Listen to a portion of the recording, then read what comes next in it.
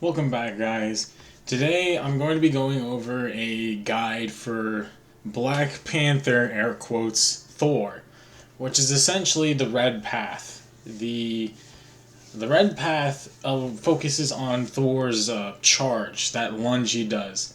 And I personally have had really a lot of fun with it. I managed to get up to Nightmare 3 with it, and it was honestly really fun to play as him. My wrist was hurting a little bit because you have to flick back and forth a lot, but it is honestly a really cool character, even though he's one of the worst. What you want to do is do all of the red talents. All of those are extremely important because if you do any of the blue ones, that means less strength for the red ones, and the blue ones are they're inferior because they don't help you at all in this path that we're going. So you don't want to pick any of the blue talents, points, any of the cards. You don't want any of that because that does not help you.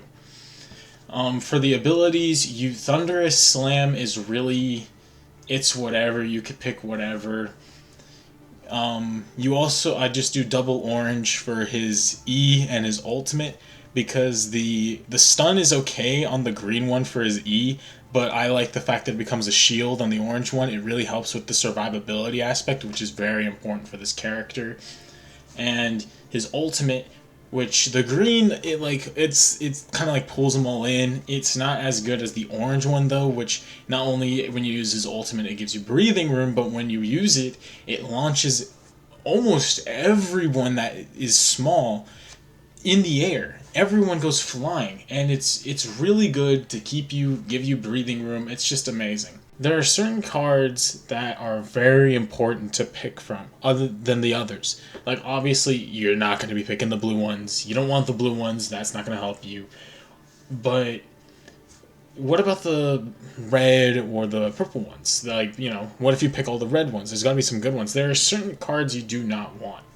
Like, there's the Moon Power one, there's the Self Heal one, and those ones you want to get one or two times. But then the most important one of the yellows is the converting damage into healing. That is very important for survivability, and then there's the dealing damage with lightning per hit. There's a chance for that to happen. That is extremely good, for the lightning build that you're trying to get, specifically. And then the damage dealt, of course. Then there's, of the purple ones, of the purple purples, there's damage received.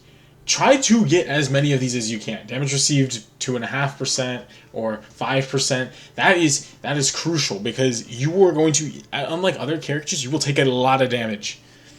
And then there is the red ones. And the Storm Surge energy cost, that's not really that good, but the bonus health and the damage you deal with the charge, those are your top priority. You want to keep getting those two. You can get the larger one. I would personally pick it, but why would you pick it? Because if you're trying to avoid damage, well, that's the whole reason why you get the self-heal thing, because you can hit more people.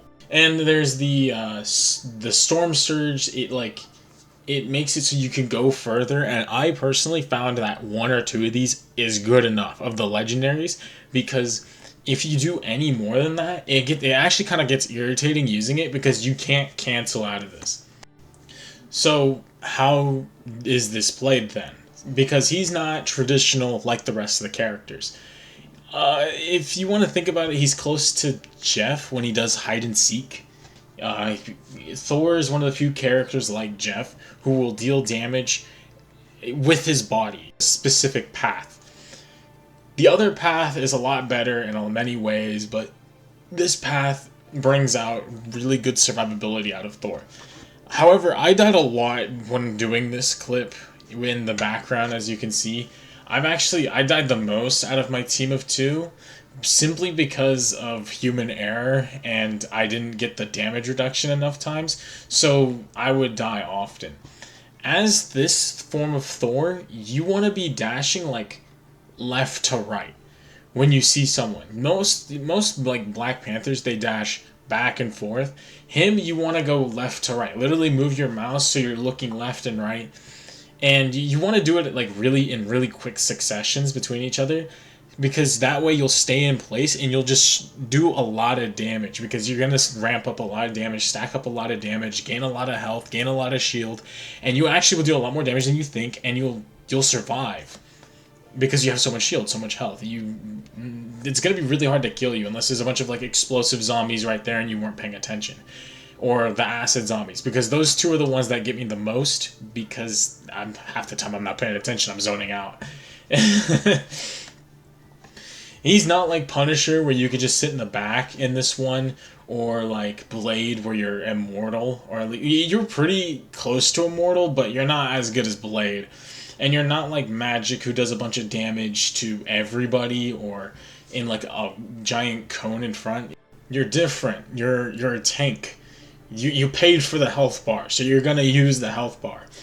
And when your team needs you most, you're going to be an anchor, because you can fly around. You can literally soar above the danger, and nothing will kill you, I hope. Unless it's like Scarlet Witch. That's a completely different story. But as the tank, your like sole purpose is to distract and to take out these hordes, while your team essentially goes and takes care of the boss.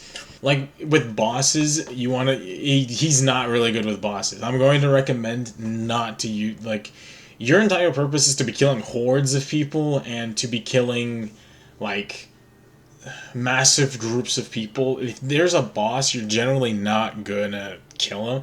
He's really good against Namor though, because of his turrets, but other than that, he's not good against like single target high health characters, simply because he doesn't get enough shield and healing from them, and he'll probably die. So that about concludes the quick guide for the Black Panther Thor build. And if you guys want to see more Marvel Rivals content like this, let me know in the comments. Any guides, any ideas, let me know, and I'll try to incorporate it. But anyways, thanks for watching. Later.